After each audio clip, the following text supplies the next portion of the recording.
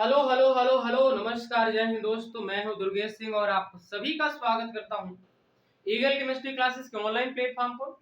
दोस्तों, हम लोग क्या पढ़ रहे थे? रासायनिक अपक्रिया समीकरण। आपने अभी तक इसमें क्या क्या चीज पढ़ा है, आइए एक बार फटाफट रिकैप करते हैं, रिवीजन करते हैं, फिर इसके बाद यहां से कंटिन्यू करने वाले हैं इस लेक्चर को या इस वीडियो को। ओके, तो क्या आपने पढ़ा? देखिएगा, परिवर्तन क्या होता है, फिर आपने पढ़ा परिवर्तन कितने प्रकार का होता है, भौतिक परिवर्तन क्या होता है, रासायनिक परिवर्तन क्या होता है, फिर आपने पढ़ा रासायनिक अपक्रिया क्या होती है, रासायनिक अपक्रिया में कितने भाग होते हैं, अभिकारक पढ़ा, उत्पाद पढ़ा, फिर अभिकारक अपक्रिया के दौरान होने वाले परिवर्तन आपने देखा। आपने देखा कि जब रासायनिक अपक्रिया होती है तो दो प्रकार का परिवर्तन होता है, एक तो आंतरिक परिवर्तन, दूसरा बाह्य परिवर्तन। आंतरिक परिवर्तन क्या होता है? जो आपको न दिख पाए, तो जैसे कोई रासायनिक अपक्रिया संपन्न हो रही है, आप देखकर पता न लगा पाओ कि क्या परिवर्तन हो रहा है, तो वो परिवर्तन जो आप नहीं पता लगा सकते, जो नहीं देख सकते, वो आंतरिक परिवर्तन होंगे। और अगर ऐसी परिवर्तन हो रहे हैं जो आप देख पा रहे हो, वो बाह्य परिवर्तन होंगे।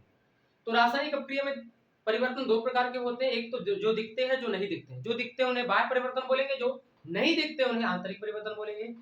अब आप पता कैसे लगाओ कि कोई रासायनिक अपक्रिया संपन्न हो रही है? कैसे आप केवल चिल करने बैठो या केवल मजा लेने या केवल अपना टाइम पास करने के लिए बैठे हो? देखो, आप जब अपक्रिया संपन्न हो रही कि नहीं संपन्न हो रही इसको देखना चाहेंगे, तो आप तभी बता सकते हैं जब कोई बाह्य परिवर्तन हो जो आपको दिखे। अगर आंतरिक परिवर्तन हो रहा है जो आपको दिख ही नहीं रहा है, तो आप कैसे बता पाओगे कि वो परिवर्तन हुआ कि नहीं हुआ, रासायनिक अपक्रिया संपन्न हुई कि ऐसे ही आप बैठे रह गए, है कि नहीं? तो आपको कुछ ऐसे परिवर्तन होंगे जो बाहर से दिखेंगे और वो उसे देखकर बता पाएंगे कि रासायनिक अपक्रिया संपन्न हो रही कि नहीं। तो रासायनिक अपक्रिया के लक्षण उन्हें कहेंगे। तो देखिएगा, हेडिंग डालिएगा आप लोग, क्या? रासायनिक अपक्रिया के दौरान होने वाले बाह्य परिवर्तन। रासायनिक अपक्रिया के दौरान होने वाले बाह्य परिवर्तन, इसको हम लोग रासायनिक अपक्रिया के लक्षण भी कहते हैं, क्योंकि बाह्य परिवर्तन जो भी होंगे उसको आप देख करके बता पाओगे कि रासायनिक अपक्रिया संपन्न हो रही कि नहीं हो रही। बोलो, जैसे आपको देखिएगा, मान लीजिए किसी को लव सब हुआ है, अचानक ब्रेकअप हो गया, क्या होगा? लड़का एकदम परेशान रहेगा, बहुत भयंकर ब्रेकअप हुआ है ना, तो क्या होगा? रातों की नींद उड़ जाएगी, नींद नहीं आएगी, भूख नहीं लगेगी, एकदम से परेशान रहेगा, रोएगा। उसकी हरकतों से देखकर आपको पता चल जाएगा इसका ब्रेकअप हुआ है, क्योंकि वो लक्षण दिख रहे हैं आपको। मान लीजिए जो लक्षण नहीं दिख रहे हैं, तो कैसे बता पाओगे? उन लक्षणों को देख करके नहीं बता पाओगे ना। चलो ठीक है, आपको बुखार हुआ है, किसी को बुखार हुआ है, आप कैसे जान जाते हैं उसकी तबीयत खराब है? उसके फेस एक्सप्रेशन से उसका चेहरा एकदम गिरा गिरा लगेगा और एकदम मुरझुराया रहेगा, बेचारा काम करने मन नहीं करेगा। तो आप पटाख से पूछेंगे क्या कि भाई तेरी तबीयत सही है कि नहीं, आपकी तबीयत खराब तो नहीं है? कैसे पता लगा कि आपकी उसकी तबीयत नहीं खराब है? आपने बाहर से उसके जो लक्षण है दिखने वाले, उसको आपने देखा, उसको देखकर ही तो आपने बताया कि यहाँ पर कोई गड़बड़ है, इसका तबीयत नहीं सही है या परेशान है। तो वैसे रासायनिक अपक्रिया संपन्न हो रही कि नहीं संपन्न हो रही, आप बाहर से कुछ देखोगे तभी तो बता पाओगे। तो जो बाहर से देखोगे उसे बाह्य परिवर्तन बोलेंगे। अच्छा, उसकी सहायता से आप रासायनिक अपक्रिया हो रही कि नहीं हो रही बता पा रहे हैं, तो क्या इसे रासायनिक अपक्रिया के लक्षण नहीं बोलेंगे? बोलेंगे। अब इसे इंग्लिश में क्या बोलते हैं भाई? Characteristics of chemical reaction. रासायनिक अपक्रिया के लक्षण को आप क्या बोलेंगे? Characteristics of chemical reaction. Okay, तो चलिए देखते हैं कौन कौन से कैरेक्टरिस्टिक्स है किसी भी केमिकल रिएक्शन के, जिसको देखकर आप बता पाएंगे कि रासायनिक अपक्रिया संपन्न हो रही है मेरे दोस्तों या नहीं हो रही। ओके, तो चलो चार मेरे पास ऐसे लक्षण है जिनकी सहायता से बता पाओगे आप कोई अपक्रिया संपन्न हो रही है ऐसे, या ऐसे ही अपना टाइम पास कर रहे हो। ओके दोस्तों, चलिए अब देखिएगा, पहला पॉइंट क्या है इसमें? अवस्था में परिवर्तन। अर्थात जब जब रासायनिक अपक्रिया होती है तब तब अवस्था में परिवर्तन हो सकता और हो नहीं भी सकता, जरूरी नहीं है। बात समझ में है? अगर अवस्था में परिवर्तन हो रहा है तो आप साफ साफ देख पाओगे। अगर साफ साफ देख पाओगे तो बता सकते हो आप कि रासायनिक अपक्रिया सर संपन्न हो गई है, हो गई है। दूसरा पॉइंट क्या है? रंग में परिवर्तन। दूसरा पॉइंट क्या है? रंग में परिवर्तन। जब रासायनिक अपक्रिया होगी तब रंग में भी परिवर्तन हो सकता है, जरूरी नहीं, मैंने बोला हो सकता है रंग में परिवर्तन भी। तीसरा पॉइंट, उष्मा में परिवर्तन कभी कभी होता है, कभी उष्मा आवश्यकता होती है, कभी उसमें निकलती है, तो उसमें भी परिवर्तन भी हो सकता है। और कभी कभी गैस भी निकल सकती है, गैस का उत्सर्जन भी हो सकता है। आपने शुरुआत में जो रिएक्टेंट है, जो अभिकारक है, उसमें गैस नहीं लिया, बट आप कुछ देर बाद देख रहे हो तो रासायनिक अपक्रिया में गैस निकल रही, खटाखट खटाखट बुलबुल बुलबुल बुलबुल। ये जो गैस निकल रही है उसको देख कर के बता पाओगे आप रासायनिक अपक्रिया संपन्न हो रही कि नहीं संपन्न हो रही। ओके, चलो अब मैं इनको एक एग्जांपल या एक एक एग्जांपल लेकर आपको समझाता हूं, कैसे आप जानेंगे कि इन चीजों में परिवर्तन होने से आप रासायनिक अभिक्रिया के बारे में बता सकते हैं कि रासायनिक अभिक्रिया संपन्न हो रही है। चलो आप देखो, आपको एक आपके जो है एनसीईआरटी में एक एक्टिविटी गिवन है। एक्टिविटी ये है कि जब आप देखिएगा क्या बोला है कि आप क्या ले लीजिए, पोटेशियम आयोडाइड ले लीजिए। पोटेशियम आयोडाइड का फार्मूला क्या होता है, Ki होता है। ओके, इसके साथ ले लीजिए आप AgNO3 सिल्वर नाइट्रेट। क्या लेना भाई, क्या लेना दोस्तों, सिल्वर नाइट्रेट। सिल्वर नाइट्रेट और इसको ले लीजिए, उसको मिलाइए। देखिए सिल्वर नाइट्रेट क्या होता है, क्या होता है मेरे दोस्तों बताइएगा, AgNO3 क्या होता है, AgNO3। AgNO3 और पोटेशियम आयोडाइड को लीजिए, उसके बाद क्या करिए, इसका रिएक्शन कराइए। क्या होता है देखिएगा, यहां पर क्या है ना, आयनों का एक्सचेंज हो जाता है। आयनों का क्या हो जाता है, एक्सचेंज हो जाता है। देखिएगा, अगर आप नहीं समझ पा रहे समझिएगा, ये क्या होता है ऋणायन, ये क्या होता है धनायन, ये क्या होता है धनायन, ये क्या होता है ऋणायन। मतलब ये चीज जो है NO3 ये ऋणायन है और Ag प्लस क्या है धनायन है। यहाँ पर I माइनस क्या है, I क्या है ऋणायन है और यहाँ पर K क्या है धनायन है। तो अगर इसको बॉय मानिए, इसको गर्ल मानिए, इसको बॉय मानिए, इसको गर्ल मानिए, इसको बॉय मानिए, इसको गर्ल। तो यहाँ होता क्या है, ये बॉय इस गर्ल के पास चला जाता है, ये गर्ल इस बॉय के चली जाती है। या ऐसा समझिए, ये बॉय यहाँ चला आता है और ये बॉय यहाँ चला जाता है। ये B1 हुआ, ये क्या हुआ B2, ये G1 हुआ, ये क्या हुआ G2। तो ये बॉय जो है 1, ये बॉय 2 के पास चला गया और बॉय 2 जो है ये किसके पास चला है, बॉय 1 के पास। यही होता है इसमें। चलो देखो कैसे, देखो यहां से आपको मिलेगा KNO3। ओके, क्या मिलेगा KNO3 और KNO3। देखो K इसके साथ हो गया NO3 के साथ, यहाँ पर I और Ag, तो Ag होगा और उसके साथ क्या होगा, I होगा। Ag होगा उसके साथ क्या होगा, I। इसे क्या बोलते हैं, पोटेशियम। क्या बोलेंगे, पोटेशियम। मेरे देश की धरती सोना उगले उगले हीरे मोती, मेरे देश की धरती। पोटेशियम, पोटेशियम नहीं लिख पा रहा हूं यार, गलत कर रहा हूं। Why, potassium, potassium. ओके, चलिए पोटेशियम क्या है, आयोडाइड है, आयोडाइड। ओके, चलिए अब इसके साथ क्या है, सिल्वर नाइट्रेट है, सिल्वर नाइट्रेट है। ओके, अब और क्या है इसके साथ, ये क्या है, पोटेशियम नाइट्रेट है। क्या है, पोटेशियम नाइट्रेट है। क्या है, पोटेशियम नाइट्रेट है और इसके साथ क्या है भाई, सिल्वर आयोडाइड है, सिल्वर आयोडाइड। आप समझ गए होंगे, लिख लीजिएगा सिल्वर आयोडाइड। अब मैं बात करता हूं सिल्वर आयोडाइड क्या, अभी आप मैं इसकी अगर बात करूं, किसकी, KI की। ये क्या होता है, जली होता है, एक्वस होता है। क्या होता है, एक्वस। ये भी क्या होता है आपका, जली होता है, एक्वस होता है। बट अगर मैं इसकी बात करूं, KNO3 की बात करूं, ये भी क्या होता है आपका, एक्वस होता है। बट अगर मैं इसकी बात करूं तो ये सॉलिड होता है भाई। AgI कैसा होता है, सॉलिड। प्रेसिपिटेट होता है, अवक्षेप होता है। क्या होता है, अवक्षेप होता है। अवक्षेप जो होता है हमेशा सॉलिड होता है, ठोस होता है, वो हमेशा पेंदी पर जो है बैठ जाता है। तो यहाँ पर देखिएगा अवस्था क्या थी, लिक्विड थी, जली थी, बट यहाँ पर अवस्था क्या हो गई, ठोस हो गई। नहीं तो अवस्था में परिवर्तन हुआ कि नहीं, तो अगर अवस्था में परिवर्तन हो गया इसका मतलब समझ जाइए रासायनिक क्रिया यहाँ पर संपन्न हुई है। यहाँ पर रासायनिक परिवर्तन हुए हैं, आप समझ गए कि नहीं। चलिए दूसरा एग्जांपल देखते हैं। चलो दोस्तों चलिए लेते हैं। आपने नीले कलर का कॉपर सल्फेट देखा होगा, ये क्या है, कॉपर सल्फेट है, कॉपर सल्फेट है। Copper sulphate actually blue colour का होता है, नीले रंग का होता है। जब आप इसमें जिंक जो है मिलाएंगे तो व्हाट विल हैपन, क्या होगा, होगा वही जो मंजूरा खुदा चाहेगा। अच्छा, तो जिंक क्या करेगा, कॉपर को हटाएगा और जिंक कॉपर के प्लेस पर बैठ जाएगा। ओके, तो क्या होगा, देखिए जिंक इसके साथ SO4 जुड़ जाएगा और कॉपर बाहर निकल जाएगा। तो यहां आपको देखने को क्या मिला कि सर जिंक और कॉपर सल्फेट मैंने लिया और जिंक सल्फेट बना, और ये जो होता है रंगहीन होता है। ये क्या होता है, रंगहीन होता है। और ये कैसा होता है, नीला होता है। तो बताएं पहले सॉल्यूशन का जो कलर रहा होगा वो नीला रहा होगा, बट बाद में क्या हुआ, रंगहीन हो गया। तो कलर में परिवर्तन आया कि नहीं, रंग में परिवर्तन आया ना दोस्त, आया सर। तो रंग में परिवर्तन जब आए तो समझ जाइए रासायनिक प्रक्रिया हो रही। आप देखते हो जब किसी कपड़े पर हल्दी पड़ा हो और उसको साफ करें, आप साबुन डालें तो हल्दी अचानक लाल हो जाती है, रंग में परिवर्तन आता है, इसका मतलब वहां रासायनिक प्रक्रिया होती है। भले ही आपने साबुन हटाना, उसके बाद पुनः क्या हो जाएगी, हल्दी पीली हो जाएगी, लेकिन वहां रासायनिक परिवर्तन हुआ ना, क्योंकि रंग में परिवर्तन हुआ भाई, पीली से लाल हो जाती हल्दी, है कि नहीं, वहां रंग, वहां पर क्या हुआ, रासायनिक प्रक्रिया हुई। तो आपने कैसे देखा, या इस प्रक्रिया की सहायता से समझ सकते हैं कि जब भी कलर में परिवर्तन आएगा, रंग में परिवर्तन आएगा, तो हो सकता है रासायनिक प्रक्रिया होगी, नहीं जरूर होगी। चलो तीसरी प्रक्रिया में लेता हूं, आप देखे होंगे, क्या देखे होगे भाई, कैल्शियम ऑक्साइड, क्या देखे होगे आपने, कैल्शियम ऑक्साइड, ये बोलते हैं इसे कली चूना, क्या बोलते हैं इसे, कली चूना। ओके, अब कली चूना में आप क्या डालिए, पानी, H2O, क्या डालिए आप, पानी।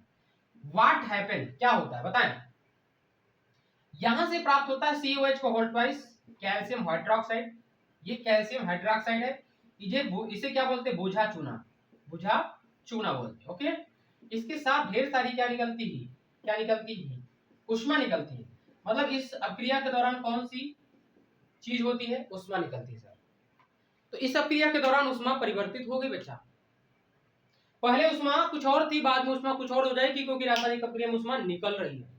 अगर रासायनिक प्रक्रिया में उष्मा निकल रही है तो उष्मा में कमी आएगी, पहले ज्यादा हो रही होगी, बाद में क्या हो गई, निकल गई होगी और कम हो गई। यहाँ पर क्या हुआ, उष्मा में परिवर्तन, यहाँ निकली, जरूरी नहीं कि हमेशा निकले, कभी कभी आवश्यकता भी पड़ेगी उष्मा की। जब रासायनिक प्रक्रिया होगी तो उष्मा खाएगा खाएगा खाएगा, और रासायनिक प्रक्रिया होगी होगी होगी, समझ में आया ना।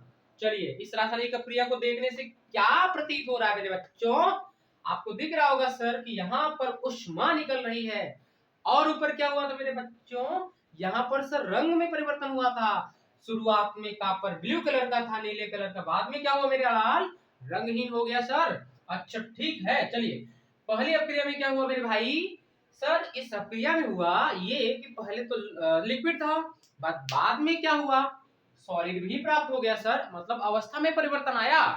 तो आपको मैंने 3 पॉइंट बताया, अभी चौथा पॉइंट चलो बताने जा रहा हूं। आपने आयरन को देखा ही होगा, क्यों, मैं आशा करता हूं सभी लोगों ने आयरन देखा होगा। आयरन की आप क्या ले लीजिएगा, चूर्ण, चूरन, चूरन सभी लोगों ने खाई होगी, तो आयरन की चूरन नहीं खाते आप लोग, लेकिन आयरन का चूरन ले लीजिए। ओके, तो आयरन का चूर्ण ले लीजिए, इसके साथ ले लीजिए आप H2SO4 तेजाब, वही जो हरामी पंक्ति वाले लेते हैं, तेजाब जो किसी के ऊपर फेंक देते हैं हरामी लोग, ठीक, उसी में तेजाब की बात कर रहा हूं। तेजाब में क्या करिए, एक्चुअली आप आयरन ले लीजिए, आयरन में क्या डालिए, तेजाब, H2SO4 सल्फ्यूरिक एसिड। तो क्या होता है, यहां से देखिएगा FeSO4 प्राप्त होता है, इसके साथ एक गैस भी बुलबुला बुलबुला कर निकलती है, और गैस का नाम क्या होता है, हाइड्रोजन। तो इस प्रक्रिया में देखिए एक पर्टिकुलर गैस निकल रही है, तो कभी कभी हो सकता है कि कोई गैस निकले, और गैस जब निकलती है तो आपको समझ में आएगा, बुलबुला आएगा, तो आपको पता चलेगा सर गैस निकल रही है, कोई गैस निकल रही है। तो अगर कोई गैस निकल रही है तब भी समझिए रासायनिक प्रक्रिया संपन्न हो रही है। जैसे यहाँ पर इस प्रक्रिया को देखिए क्या होता है, इस प्रक्रिया को देखते ही पता चला कि सर इस प्रक्रिया में तो हाइड्रोजन गैस निकल रही है, इसका मतलब ये रासायनिक प्रक्रिया है, ये रासायनिक प्रक्रिया है, इसका मतलब समझ जाइए। जब आप आयरन को टेस्ट ट्यूब में लेकर के बर्नर की सहायता से गर्म करते हैं, तो वहां पर क्या होता है, हाइड्रोजन गैस रिलीज होती है, और आपको पता भी चल जाता है कि वहां पर रासायनिक प्रक्रिया हो रही है। ट्यूब में जो आपने क्या लिया था, आयरन का चूरा लिया था, उसके साथ ऊपर से क्या ऐड कर रहे थे, H2SO4, फिर रिएक्शन के दौरान हाइड्रोजन गैस रिलीज हो रही है, और इससे क्या प्रतीत हो रहा है, आपको क्या पता लगा पा रहे हैं कि सर रासायनिक प्रक्रिया इसमें संपन्न हो रही है।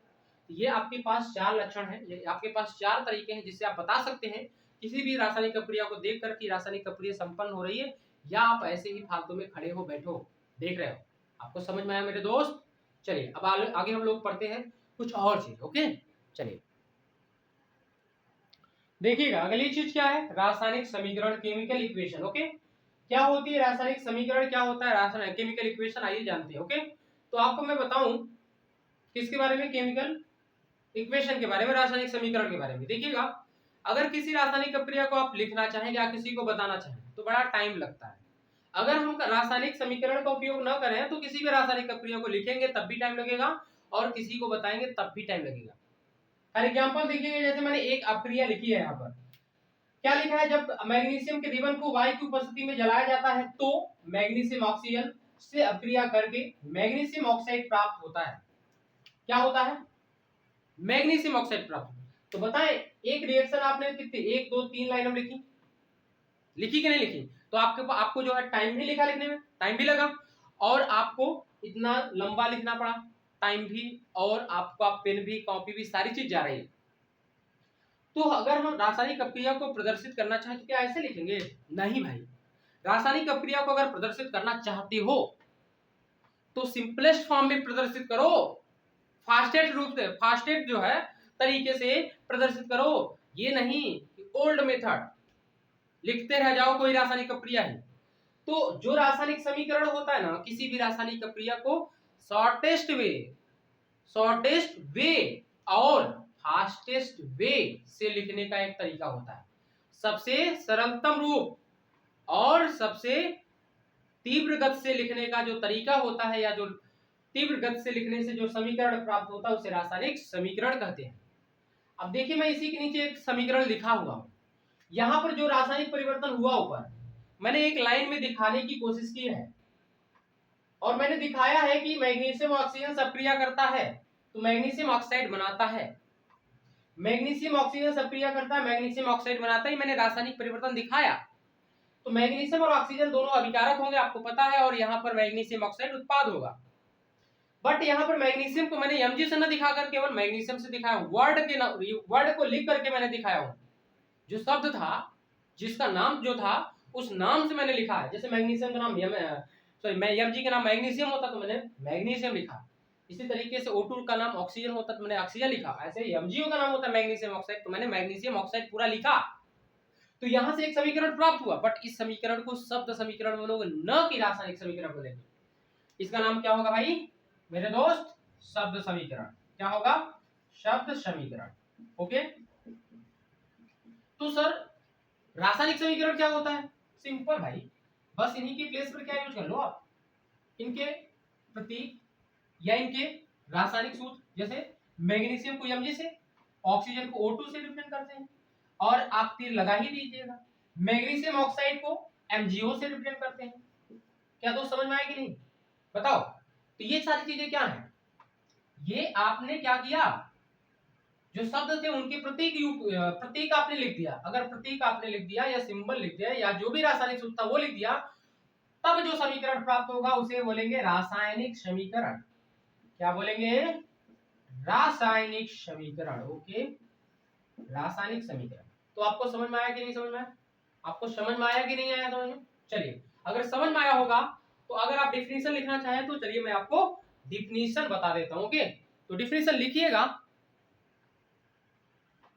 लिखिएगा रासायनिक समीकरण में, यह किसी रासायनिक अभिक्रिया को सबसे सरल रूप व सबसे कम टाइम में लिखने का एक तरीका होता है। लिख लीजिए। फिर इसके बाद नीचे लिखिएगा, किसी रासायनिक अभिक्रिया में उपस्थित अभिकारक व उत्पाद को उनके प्रतीकों या उनके सूत्रों की सहायता से व तीर चिन्ह के साथ दिखाने से जो समीकरण प्राप्त होता है उस समीकरण को रासायनिक समीकरण कहते हैं। लिख लीजिए। फिर इसके बाद क्या लिखिएगा, ये एग्जाम्पल लिखिएगा। ठीक, आपने ये क्या देखा है? रासायनिक अभिक्रिया दिखाया आपने। ये क्या है मेरे दोस्त?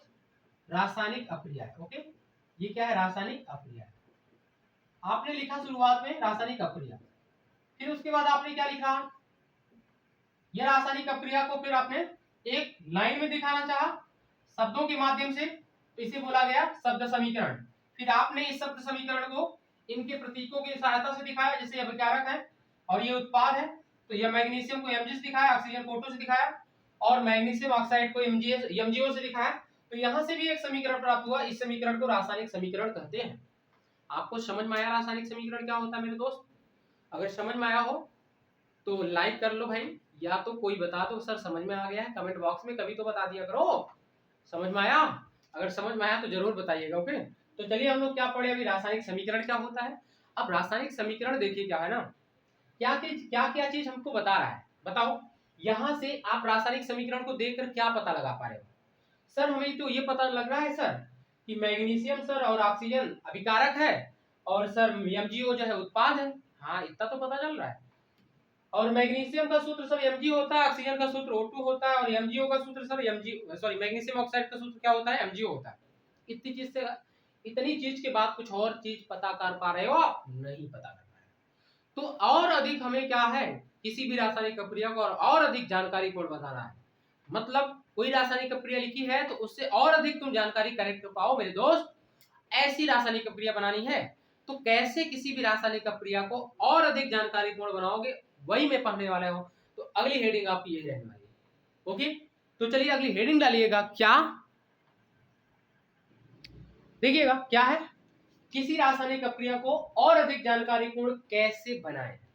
देखिएगा, before this if you don't mind I want to tell a story of दूल्हा। क्या है स्टोरी, देखिएगा। अगर किसी शादी में गए हो आप, सूदा नहीं जी, दूल्हा। दूल्हा जो है बिल्कुल एकदम नॉर्मल ड्रेस में आ रहा है, ऐसे जैसे सब बाराती आए हैं। क्या पहचान पाएंगे? जो जानता है वो पहचान जाएगा, बट कोई अगर बाहर से आए दूल्हा देखने के लिए तो नहीं पहचान पाएगा कि कौन सा दूल्हा है। तो दूल्हे को और अधिक जानकारीपूर्ण बनाते हैं कैसे, मुकुट लगा देते हैं, बढ़िया पैंट पहना देते हैं, कोई कोट, सारी चीजें, टाई बेल्ट, हर एक चीज फिट रहता है। उससे चिल्ला चिल्ला कर दूल्हा कहता है कि मैं हूं दूल्हा, मैं हूं दूल्हा, मैं हूं दूल्हा। बट अगर न पहनाया जाए तो नहीं बता पाएंगे, है कि नहीं? अगर दूल्हे के बारे में और अधिक जानकारी प्राप्त करनी है तो क्या करेंगे? दूल्हा के बारे में कोई बताए नहीं, दूल्हा खुद चिल्ला चिल्ला कर बताए अपनी जानकारी। तो क्या करिए, उसकी डिग्रियां जितनी है, कितना पढ़ा लिखा है, उन डिग्रियों को क्या करिए, एक बोर्ड में लिख दीजिए। लिख करके उसके गले में टांग दीजिए। गले में टांग दोगे तो बताओ क्या होगा? दिख जाएगा कि ये BA किया है, MA किया है, कुछ और किया है, क्या किया है, क्या नहीं किया है। तो उसकी डिग्रियों के बारे में पता हो जाएगा। अब आपका पेट नहीं भरता है और अधिक जानकारी पूर्ण बनाना चाहते हो, तो दूल्हा मान लो नौकरी करता है, तो दूल्हे के बारे में उसकी सैलरी भी लिख दो। और आपका पेट नहीं भरता तो क्या करो? दूल्हा शुरुआत में कैसा था, लफंगा था या दूल्हा बढ़िया था? क्या करो आप? कुछ भी नहीं। उसकी कितनी गर्लफ्रेंड थी शादी से पहले, उसको भी लिख डालो। तो हालांकि ऐसा होगा ना तो पहले ही शादी टूट जाएगी, तो ऐसा होता नहीं है। लेकिन आपको जानकारी मिल जाएगी किसी भी दूल्हे के बारे में कि वो आदमी कैसा है, क्या करता है, क्या नहीं करता, कैसा है, कैसा नहीं है। तो और अधिक जानकारीपूर्ण आपने बनाया कैसे, ये सारी चीजें करके, एक्स्ट्रा चीजें जोड़ करके कि नहीं? तो ऐसे किसी भी रासायनिक प्रक्रिया को आप क्या कर रहे हो, यहाँ पर और अधिक जानकारीपूर्ण बनाना चाह रहे हो। तो कौन कौन से तरीके हैं जिससे किसी रासायनिक प्रक्रिया को और अधिक जानकारीपूर्ण बना सकते हैं? तो चलिए आइए मेरे दोस्तों, मैं देखते हैं क्या है पहला तरीका। पहला तरीका यह है कि किसी भी रासायनिक प्रक्रिया में जितने भी अभिकारक हैं या जितने भी उत्पाद हैं, उनकी भौतिक अवस्था को दिखा दीजिए। उनकी भौतिक अवस्था क्या है, उनकी अवस्था को प्रदर्शित कर दीजिए, जिससे और अधिक जानकारीपूर्ण हो जाएगी रासायनिक समीकरण। देखिएगा, फॉर एग्जांपल कैल्शियम ऑक्साइड में लेता हूं, इसे कली चूना बोलते हैं, ये सॉलिड होता है, या कैसा होता भी नहीं बताता हूं। अब इसमें क्या मिलाइए आप, H2O मिलाइए। अब ये H2O जब मिलाएंगे तो आपको मिलेगा कैल्शियम हाइड्रोक्साइड, COH का होल्ड ट्वाइस। अब बात करते हैं इनकी फिजिकल स्टेट की। अब ये कैल्शियम ऑक्साइड जो होता है सॉलिड होता है, फिर उसके बाद H2O जो होता है लिक्विड होता है, फिर उसके बाद कैल्शियम हाइड्रोक्साइड की बात करें, ये कैसा होता है, लिक्विड होता है, एक्वस होता है, एक्वस होता है। तो ये मैंने क्या दिखाया, यह Cl और AQ, इनकी भौतिक अवस्था दिखाई। तो आप जब भी किसी रासायनिक समीकरण को और अधिक जानकारीपूर्ण बनाते हैं तो आप इनका यूज कर सकते हैं। तो देखिएगा मैंने क्या किया, भौतिक अवस्था के लिए अलग अलग क्या लिखा, सिंबल लिखा। जैसे क्या लिखा, प्रतीक लिखा या सिंबल लिखा। देखो सॉलिड है, उसके लिए आपने क्या लिखा, सर यस लिखा, छोटा वाला एस, खुद वाला एस। अच्छा, लिक्विड है, उसके लिए आपने क्या लिखा, स्मॉल एल लिखा। गैस है, इसके लिए स्मॉल जी लिखा। एक्वस है, एक्वस, इसके लिए आपने क्या लिखा, AQ लिखा। तो सर क्या मैं जब सॉलिड रहेगा उसके लिए यस लिखूंगा? जी हाँ। लिक्विड रहेगा तो एल यस, गैस रहेगा तो जी एस, एक्वस रहेगा तो AQ यस। एक्वस का मतलब होता है जलीय, सॉलिड का मतलब होता है ठोस, लिक्विड का मतलब होता है द्रव, और गैस का मतलब होता है गैस। समझ आया? मैं इंग्लिश नेम इसलिए लिखा, एक्चुअली यहाँ पर जो सिंबल है वो इंग्लिश के नाम पर है, इसलिए आपको मैंने इंग्लिश नेम लिखा। आपको पता है इनका हिंदी नाम। चलिए अब देखिएगा, यहाँ पर एक बात मैं आपको बताना चाहता हूँ होता क्या है। आप लिक्विड जानते हैं, आप दारू की बात करें, शराब की बात करें, शराब कैसी होती है? लिक्विड होती है। क्या उसे एक्वस बोलेंगे? क्या उसे आप जली बोलेंगे? नहीं। देखो कुछ लोग ऐसे होते हैं जो दारू में पानी नहीं मिलाते, ऐसे गटक जाते हैं, वो नीट दारू बोल दी जाती है। बट उसमें अगर पानी मिलाएं, पैक तैयार करें, तो वो अलग दारू होती है। तो मैं नीट दारू की बात नहीं कर रहा हूँ, तो लिक्विड है, बट अगर उसमें पानी मिला दिया जाए तो क्या हो जाता है? वो एक्वस हो जाता है। वो क्या हो जाता है? जली हो जाता है। मैं उसी टाइप के सोल्यूशन की बात करता हूँ। उस टाइप के सोल्यूशन को क्या बोलेंगे? जब दारू में पानी मिलाया गया उस टाइप के सोल्यूशन को क्या बोलेंगे? जली बोलेंगे या एक्वस बोलेंगे। ओके, जैसे प्योर H2SO4 है, होता तो लिक्विड है, लेकिन अगर इसमें पानी ऐड कर लीजिए तो H2SO4 है, बट उसमें आपने पानी ऐड किया हुआ है, तो अब उसे क्या बोलेंगे? जलीय H2SO4, एक्वस H2SO4। समझ में आया ना? चलिए, अब पहला तरीका आपने समझ लिया होगा, दूसरा तरीका देखते हैं। दूसरा तरीका क्या है?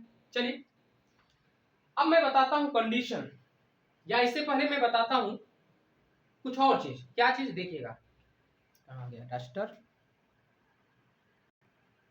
चलिए अगला तरीका तो जो है हम लोग अगले वीडियो में देखते हैं। ओके, तो 4 तरीके मैं आपको बताने वाला हूँ। पहला तरीका हो गया। अब अगले वीडियो में आपको 4 तरीके, मतलब 3 तरीके और बता देता हूँ। आपको पता लग जाएगा किसी भी रासायनिक समीकरण को कैसे कैसे आप अधिक जानकारी पूर्ण बना सकते हैं, दूल्हे वाले एग्जाम्पल के साथ। खुश हो, मस्त हो, पढ़ रहे हो, लिख रहे हो, क्या कर रहे हो? ठीक, तो आप जो नहीं कर रहे हो वो करो। ओके, धन्यवाद मेरे दोस्तों, जय हिंद।